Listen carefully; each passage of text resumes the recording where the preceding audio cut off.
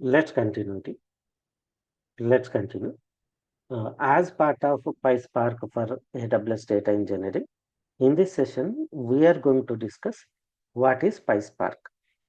So first important point, PySpark is a data processing framework. PySpark is a data processing framework. It's purely data processing framework. It does not have any storage. It does not have any storage. It's purely data processing framework.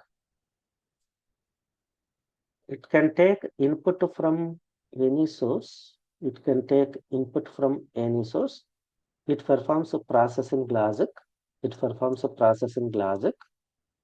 It will take input from any source. It performs a processing and then writes output into any storage. It will write output into any storage. Your input may be local file system like CSV, JSON, Parquet, XML, etc. Your input may be Apache Hadoop. Your input may be Apache Hive. Your input may be any RDBMS database. Your input may be any NoSQL.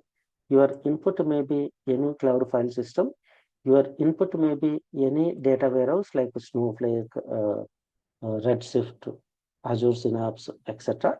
Your input may be anything. We give input to PySpark and it will inside PySpark we write a processing logic and finally we write output into any target. Target may be local file system, target may be Outlook, target may be Hive, target may be any RDBMS, target may be any NoSQL, target may be any cloud file system, target may be any data warehouse like AWS Redshift, Azure Synapse, and Google BigQuery and Snowflake or any target. PySpark is not tightly coupled with any input, any output. It can take input from any input storage, it performs the processing, and it will write into any output location. It's purely data processing framework. PySpark is purely data processing framework. And let me add one more important point here. Spark is a software. Spark is a software. This Spark software, Spark software developed using Scala language. Developed using Scala language. This Spark software developed using Scala language. This Spark software provides API, stands for Application Programming Interface, means predefined classes, predefined functions, predefined variables for four languages team.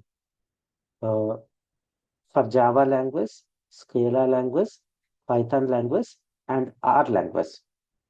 If you write Spark in Java, we call it as Spark with Java. If you write Spark applications in Scala, we call it as Spark and Scala. If you write Spark applications in Python language, we call it as PySpark. We call it as PySpark. If you write Spark applications in R language, we call Sparker. Okay. And it is a in-memory computing. In-memory computing means, let's say, I have data, I have a data, and this data I loaded into either data field or RDD. Let's say I loaded this data into either data frame and RDD. It will divide your data into multiple partitions.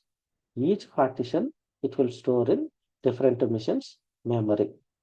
Different machines memory called RAM memory or in memory. It will distribute your data into multiple partitions and stores into different machines memory. And then it will process this data parallelly. So it is a in-memory computing and parallel processing framework. Okay, in-memory computing and parallel processing framework. Parallel processing framework. Okay. Clear, writing. What is PySpark?